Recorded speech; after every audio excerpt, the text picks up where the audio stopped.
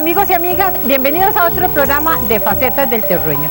En este momento nuestra compañera camarógrafa Gaby les acaba de mostrar a ustedes un puente muy viejo que data de 1924 y que es la frontera entre el río Cuarto de Grecia y Marsella de Venecia. Este puente está sobre el río Toro Amarillo. Hoy vamos a conocer un poquito de la historia, cómo se hizo este puente, por qué se hizo, quiénes lo atravesaron, por qué desde hace 40 años ya no se utiliza. Esa es parte de nuestra historia. Nos encontramos en el río Cuarto de Grecia, pero vámonos allá a Marsella, primero a conocer a la familia Chacón, que ha creado un paraíso que se llama Recreo Verde, donde entre las muchas curiosidades vamos a conocer la Cueva de la Muerte. Y después nos vamos a donde don Fido Rodríguez, quien es nuestro anfitrión, quien además de la hospitalidad que siempre nos ha dado, él nos va a acompañar a hacer este recorrido. Pero primero a Recreo Verde, allá a donde los Chacón. Recreo Verde es un lugar maravilloso. Está situado en la orilla del río Toro Amarillo, que pertenece a Marsella, un caserío ubicado a 2 kilómetros de Venecia de San Carlos. Dejamos la carretera principal y a 800 metros encontramos el coqueto pueblecito con su plaza, la pequeña iglesia rodeada de diversas flores y que sin duda han sido cuidadas con mucho amor. Allí cerca está la escuela, que nos recuerda con orgullo que este es un país con muchos maestros y ningún soldado. Ahora continuamos nuestro viaje y pronto la vegetación boscosa nos lleva hasta el verdadero paraíso.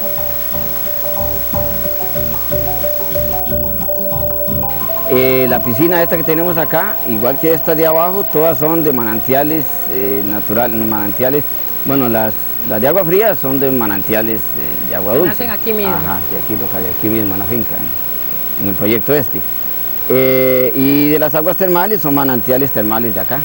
¿Brotan ahí mismo? Sí, señora. ¿Qué temperatura tienen estas de aguas termales? Las termales tienen 42 grados aproximadamente cuando nacen. Vemos que hay una pequeñita y después tienen ustedes una más grande. Más grande, sí, hay dos manantiales, los dos los captamos, uno para la pequeñita. Ahí se mantiene más o menos la temperatura de 42 grados.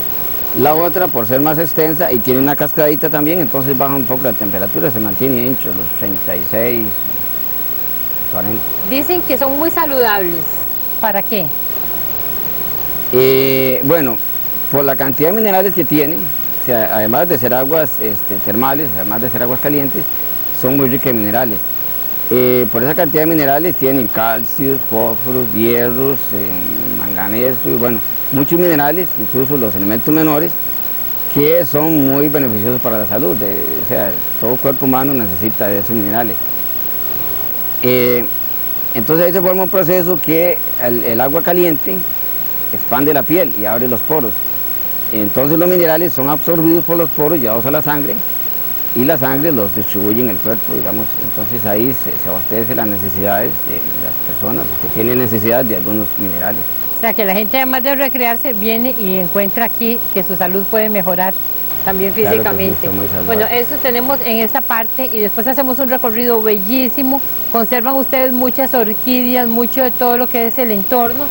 Totalmente prohibido la cacería, ni las plantas se pueden tocar. En realidad queremos que el lugar sea un lugar de enseñanza, que sea un lugar que se vea que se puede explotar la naturaleza, que se puede disfrutar de ella sin dañarla, más bien tratar de cada día reforzar más, de tratar de plantar árboles, de cuidar, aprender que la naturaleza es importante para nuestra vida, pero sin destruirla. La podemos disfrutar sin destruirla, sin causar un impacto negativo en el medio ambiente. Edelman, entremos ahora a la famosa Cueva de la Muerte, que hasta donde sé es única en Costa Rica.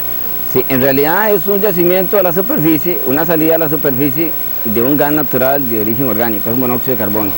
Aprovecha las fisuras de una falla que hay acá, una falla local, una falla tectónica que cruza esta área. Son yacimientos, o sea, son depósitos de minerales subterráneos que al ser calentados por el magma de la tierra, que aprovecha la misma fisura de la falla para subir a cierta altura, esos minerales al ser calentados, entonces bajo presión, donde no hay oxígeno, producen el monóxido de carbono. El monóxido de carbono sale a la superficie por la fisura esta. Es un gas que no tiene color, no tiene olor, pero sí es denso, es pesado. Por esa densidad y el peso que tiene, al salir desplaza el aire. Entonces, en la parte de abajo de la cavidad esa no hay oxígeno. Al no haber oxígeno solamente hay monóxido de carbono. Entonces, cualquier animal, cualquier ser vivo que necesite respirar, va a respirar puro monóxido de carbono y es letal, causa la muerte casi inmediata. La vez pasada que yo vine vi unas culebras ahí muertas, algunos otros animales. Hoy veo que no existe ninguno de ellos y que hay otros. ¿Es cierto que ellos se desintegran ahí, se deshacen? Sí, una de las curiosidades o las cosas que tiene esto es que, bueno, no hay oxígeno, entonces no hay animales ahí. Solamente, o sea, no hay vida, solamente hay una bacteria, no recuerdo el nombre ahora, que sobrevive al gas ese, que es la que se encarga de deshacer, de desintegrar todos los cuerpos que ahí permanecen. Bueno, muy interesante, definitivamente, porque es parte de las curiosidades. Entonces la gente viene, curiosea un poco y va y disfruta de todo este lugar tan bonito, donde usted junto con sus 9 hermanos, y ahí hay yernos, y hay nueras, todos están al frente de eso. Sí, somos 10 hermanos y hay una sociedad alrededor de 15, que somos los hermanos y los yernos, todos están involucrados en el proyecto este, todos de una u otra forma colaboramos y hacemos que tratar de que el lugar vaya creciendo. De hecho, que cada día entre más gente nos visite y más necesidades se van creando, más cosas hay que ir construyendo. Tenemos unas cabinas muy cómodas, ya este año ya se nos hace poco, estamos a la idea de construir otras más. Hemos construido unas piscinas, empezamos con esas pequeñitas, ya este año pasado construimos esa piscina grande. Y así cada día es un proyecto que va creciendo lentamente, pero planificándolo de manera que podamos hacer cierta infraestructura, ciertas construcciones, sin alterar el medio ambiente, que es lo más valioso que tenemos. Nos vamos a buscar a don Wilfrido Rodríguez, más conocido como don Fido. Él es un preservador de las tradiciones sancarleñas y conocedor profundo de la historia de su pueblo. Camino a su casa pasamos por Venecia, lo que sin duda nos obliga a visitar su hermosa iglesia llamada el Templo de las Maderas Preciosas.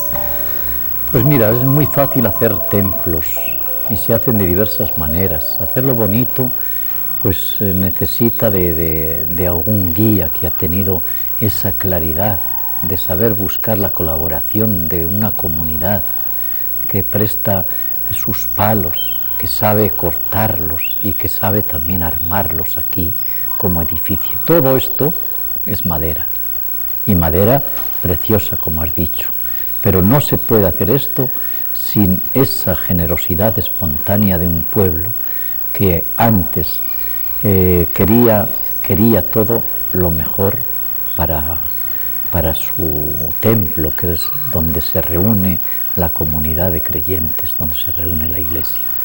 Y esto pues fue, para mí, pues no se pudo hacer de otra manera. Hubo buena colaboración, hubo entusiasmo y hubo también una dirigencia que supo dirigirla. Pues vamos a decir, cuidar, pues esto también ha sido durante tiempos, han pasado por aquí diversas gentes que veían aparentemente que estaba todo bien, mirando más el interior se ve bien, el interior que se ve, no el interior que no se ve, pero ya pues van dando avisos y se ha tenido que ir haciendo pues hasta obras de bastante envergadura para conservarlo. Por ejemplo, cambiar el zinc a todo el templo, porque se veía que al ser todo de madera, donde en las cerchas se ponían clavos, pues por ahí con el tiempo entraba el agua y poco a poco con los años eso se iba afectando. Ahora tiene unas láminas que no usa ni un clavo para la conservación del templo. Eso se terminó de poner el año pasado. Falta un poquito de arreglo de las torres, que está esperando el verano ahí por el mes de febrero, marzo del año que viene, para terminar ya las torres. Padre, yo cuando vi esto digo, yo qué belleza esta iglesia, con todas estas maderas, con toda esta preciosidad, debería declararse patrimonio. Y de repente usted me hizo un comentario que me hizo meditar. ¿Qué piensa usted al respecto? Pues yo lo que dije antes, hacer patrimonio en Costa Rica, yo haría patrimonio, vamos a decir, dejando la plena administración, si quieren patrimonio, la plena administración a los que están al frente de la iglesia. Porque tenemos conocido la Merced, por ejemplo. el mismo Santana, el Cantón de Santana de San José, que también se hizo. Aquello, cuando el tiempo lo deteriora, aunque sea por fuera, no se puede hacer nada porque es patrimonio nacional, porque el Ministerio de Cultura tiene que dar el presupuesto, tiene que hasta el último detalle definirlo, y normalmente aquí tendríamos, si hubiera sido así, con esto del cambio de canoas, no hubiéramos tenido ni estas canoas ni ya puestas, tan buenas como son, que no necesitan ni un clavo. Y eso no necesitó una buena administración de iglesia, no necesitó del ministerio para decir aquí se hace esto que digo yo. Y normalmente la experiencia no está dando. Que esto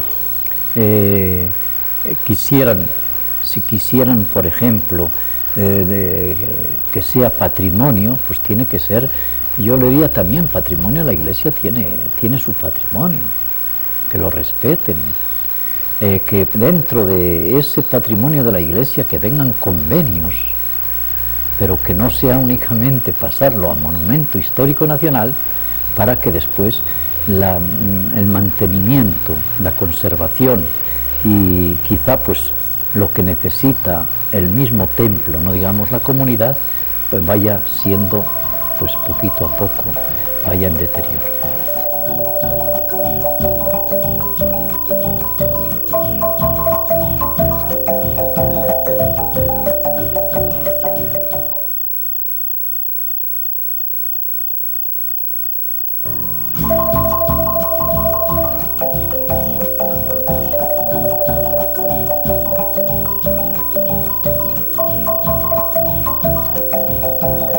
Nos reunimos con don Fido para conocer más de uno de los puentes más viejos de Costa Rica y único en cuanto a su forma y construcción.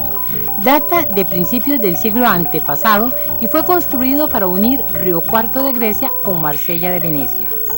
La idea de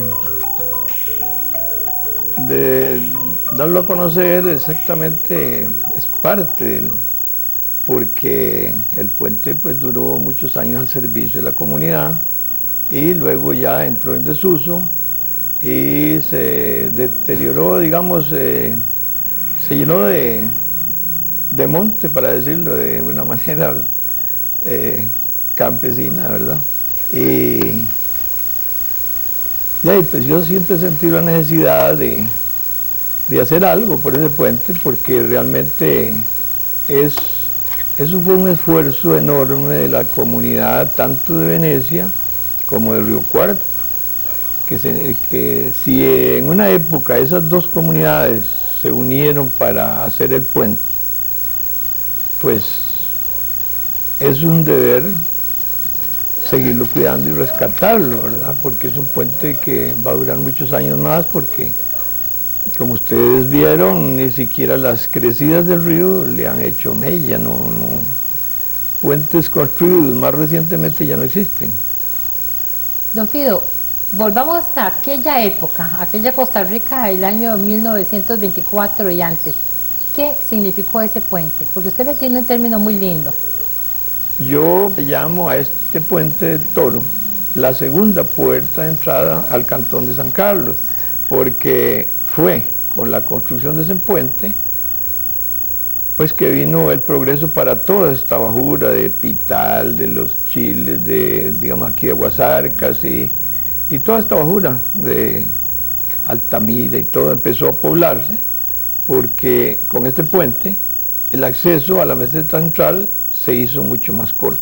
Si nosotros regresamos a esa época y nos quedamos ahí cerca del puente para los años 30, de 1930, ¿qué es lo que deberíamos pasar? Pues en esa época lo que pasaba, es decir, el transporte que había, que cruzaba ese puente para seguir hacia la meseta, pues eran carretas, bestias, principalmente bestias, porque se transportaba mucha mercadería por los bajos del Toro que no tenían un camino bueno, entonces no era apto para bueyes. Y básicamente era con bestias que se sacaban los granos que se sembraban en esa época.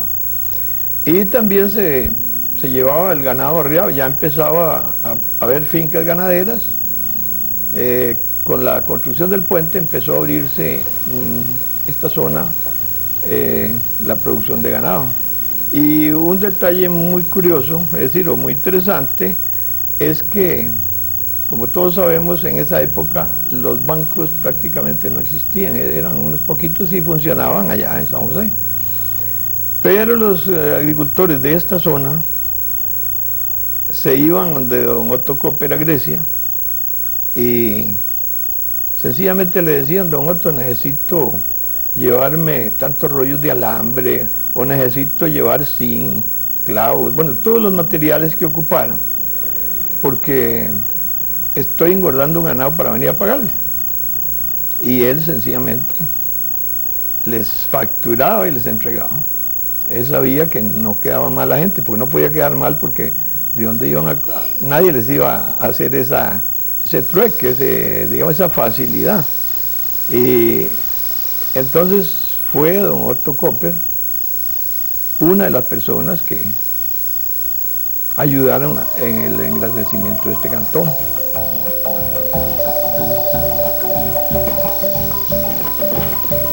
Don Filimón Picado, con más de 90 años, nos acompaña en el recorrido. Él fue testigo presencial en la construcción del pueblo. Prácticamente, vea, el puente, la cuadrilla lo que estaba haciendo era el camino. Ese de aquí y aquí, porque en esos tiempos no había nada más que pala, pico y barra. Y eso era todo. Entonces no habían dragas, no había nada de material que hay ahora. Entonces,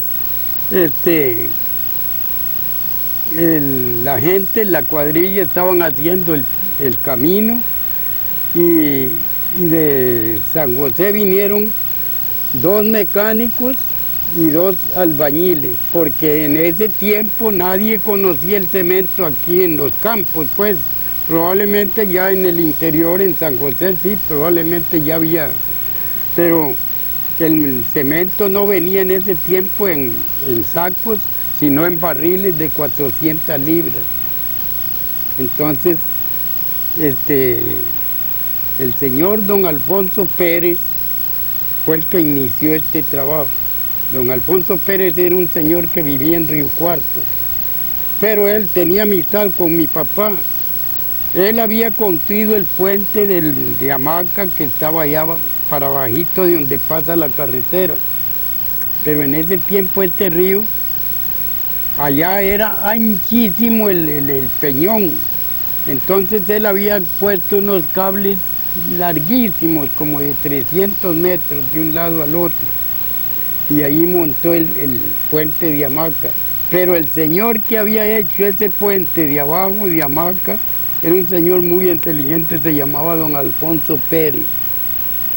Y una tarde llegó donde mi papá, ya le dijo, le dice: mira, Picado, encontré un lugar oportuno para montar un puente. Yo creo que un puente, unas vigas de un palo largo, alcancen para hacer un puente. Y bueno, entonces ya acordaron que sí, que estaba bien. Entonces él hizo un escrito y se lo dio a mi papá, y él hizo otro para que todo el pueblo de Río Cuarto y Venecia pidieran al Ministerio de Fomento la cooperación para hacer el puente. Entonces de allá le dijeron que no iban a hacer ese puente de madera ni de hierro porque valía mucha plata, que salía más barato hacerlo de cemento. Cuando eso ya, para mí era nuevo, para todos, pues nadie conocía el cemento, ni siquiera ni la palabra cemento. Por eso cuando hicieron las paredes de cemento, dicen que las hicieron en un solo día porque pensaban que no fraguaba. Eso es, sí, porque es que el cemento, para que se compacte bien, hay que echarlo tierno, ¿ve? Entonces, primeramente chorrearon las bastiones. Bueno, vinieron esos 2 albañiles con 2 ayudantes y vinieron 2 mecánicos para armar, porque ese puente es de hierro. Y entonces los dos mecánicos armaron la armazón de hierro. Cuando eso no había soldadura ni nada, lo soldaron en las bastiones, dejaron unos pines así, entonces allí pusieron las bigonas y las soldaron con estaño. Dijeron los mecánicos que con estaño, mientras chorreaban, que ya al chorrear eso quedaba hecho piedra, no se movía nunca. Bueno, y así fue. Hicieron las bastiones, unos huequerones para abajo y de allí los llenaron de cemento y piedra y allí y varillas de hierro, todo. Entonces dejaron esos pines para montarlo allí, lo montaron porque ese puente es así como un rancho.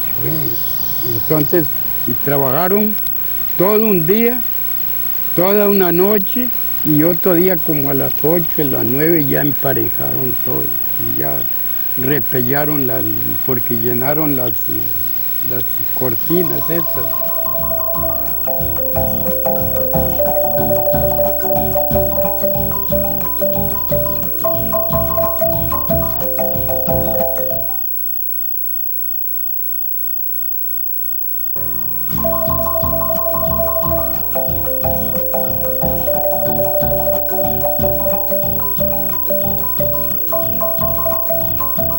Dejamos el hermoso puente y regresamos a Venecia, pero antes queremos compartir con ustedes un hecho poco frecuente en el mundo.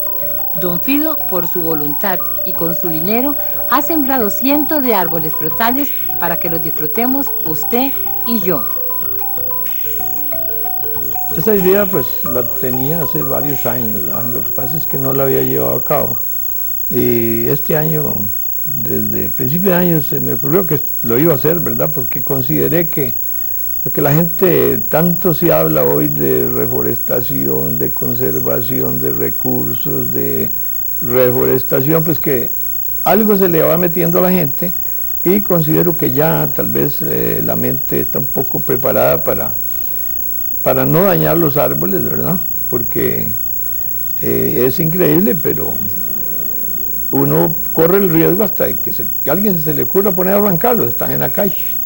Así es que no basta con ponerle unos alambritos, unos postes, porque pues eso los protege de animales, pero no de los humanos que sí son más dañinos. Y la idea, uno de los objetivos también es pues que tengan acceso tanta gente, tanto niño que no tiene acceso hoy a un árbol. Anteriormente cualquiera, las fincas tenían peones, pero no había tanta población, y entonces pues ni permiso, andaban por los potreros comiendo guayabas, o se subían a comer guavas o naranjas, cualquier cosa se cogía, y no era tan comercial también. Hoy en día ya hay mucha gente que para uno es extraña, porque puede pensar que se meten a robar otra cosa, no es a coger una fruta. Y entonces la mente de los propietarios generalmente es decir, yo no siembro en la calle porque se lo roban. Y en realidad no es así, se roban lo que está dentro de la propiedad, pero si sembramos por fuera, no se lo están robando, lo están cogiendo para utilizarlo nada más, para comérselo. Y esa es una de las cosas que tratamos de rescatar, de que vuelvan a comer frutas, que vuelvan a subirse a los árboles, lo que hacíamos nosotros cuando pequeños, porque hoy en día se ha perdido eso, ya no quieren subirse a los árboles, ya no quieren comer frutas, sino que se van a las sodas, donde quiera compran otras cosas, pues que les ha ido cambiando el sistema de alimentación y no consumen frutas. ¿Qué tipo de árboles frutales está sembrando usted? Hasta el momento lo que hay sembrado son 8 kilómetros los que hay sembrados del río Toro al río Los Negritos. En cada uno de esos lados sembré un corteza amarilla, porque son las puertas de entrada del distrito. Y de ahí en adelante lo que sembré fueron frutales. pero frutales, yo digo rústicos, porque sean resistentes a los daños de la gente o del, qué sé yo, aún de los animales, y no sembré tampoco injertos, sino que son por semilla, para que sean más grandes, para que se defiendan un poco más, ¿no?